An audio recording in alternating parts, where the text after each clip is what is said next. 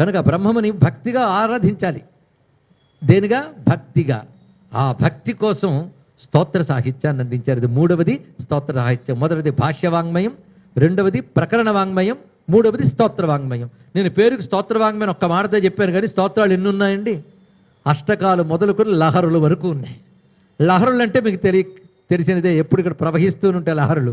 ఒక సౌందర్య లహరి, ఒక శివానంద లహరి.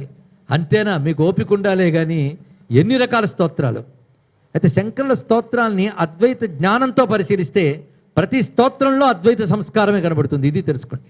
మామూలుగా ఉపాసకులు లౌకిక ప్రయోజనాల కోసం చాలా స్తోత్రాలు చేశారు, కానీ శంకరుల యొక్క స్తోత్ర సాహిత్యంలో కూడా పరమాత్మ జ్ఞానము, జీవుడికి పరమావధి అయినటువంటి జీవ బ్రహ్మైక్యం ఇవే కనబడతాయండి. అది ఎలాగో అంటే పెద్ద పరిశోధనగా చెప్పచ్చు. అన్ని రకాల అష్టకాల మొదలుకు లహరుల వరకు అని ఒకటే మాట చెప్పేశాం. అందులో సుబ్రహ్మణ్య భుజంగం కావచ్చు, లక్ష్మీ నృసింహ మమదేహి కరావలంబం కావచ్చు, గణేశ పంచరత్నం కావచ్చు. మన తేలిగ్గా అనుకునే గణేశ పంచరత్నం అంత తేలిగేం కాదు. మామూలు నితాంతకాంత దంతకాంతి మంతకాంతకాత్మజం అచింత్య రూపం అంతహీనం. ఆ మాటలు చాలదండి పరమాత్మ అంటే ఏంటో చెప్పడానికి. గణపతి అంటే ఏమిటి? తొండం పట్టు కూర్చుని దేవుడు అనుకుంటున్నారా? అచింత్య రూపం అంతహీనం అంటే బ్రహ్మమే అని ప్రతిపాదన చేస్తున్నాడు.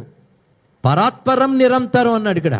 ఆ చెప్పేటప్పుడు గణపతి తత్వం చూపించాడు, సూచనగా అందించాను. నేను పంచరత్నానికి వ్యాఖ్యానం చేయట్లే. ఇలాగా ప్రతి స్తోత్రంలో కూడాను అపూర్వమైనటువంటి వైరాగ్యము, పరమాత్మను తలంచుకుంటే కరిగిపోయే చిత్తవృత్తి, ఇలాంటితో ఆయన ఎన్ని స్తోత్రాలు అందించాడండి. భారతదేశంలో ఆయన చేత స్తోత్రింపబడాలని ప్రతి క్షేత్రంలో ప్రతి దేవుడు కోరుకున్నాడు. ఇందుకు చెప్పడంలో సందేహం లేదు. ఆయన కాశీకి వెళ్తే కాలభైరవుడు కోరుకున్నాడు, నా మీ స్తోత్రం చెప్తే బాగుంటుంది. అప్పుడు దేవరాజ సేవ్యవాన పావనాంగిర్ పంకజం వ్యాళ యజ్ఞ సూత్రమిందు శేఖరం కృపాకరం నారదాది యోగి బృంద వందితం దిగంబరం కాశికాపురాధినాథ కాలభైరవం భరి అన్నాడా లేదా?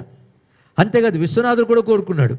సానందమానందవనే వసంతం ఆనందకందం హతపాప బృందం వారాణసీనాథం అనాథనాథం శ్రీ విశ్వనాథం శరణం ప్రపంచే. గంగమ్మ ఊరుకుందా? ఇంత ప్రవహిస్తున్నా నా మీద చెప్పవా అంటే, దేవి సురేశ్వరి భగవతి గంగే త్రిభువన తారిణి తరళ తరంగే శంకర మౌళి విహారిణి విమలే మమవతి రాస్తాన్ తవ పద కమలే. అన్నపూర్ణ మంది నా గురించో, భిక్షాం దేహి కృపావలంబన కరి మాతా అన్నపూర్ణేశ్వరి. ఇలా ఎందరి మీద ఎన్ని రచించారండి. ఆ దేవతలు మురిసిపోయి ఉంటారు. మాకెన్నో మంత్రాలు ఉన్నాయి, ఎన్నో శాస్త్రాలు ఉన్నాయి, అవి అక్కడ ఉండని, నీ స్తోత్రం మిగిలితే చాలు ఈ జాతి తరించిపోతుంది అని చెప్పాడు.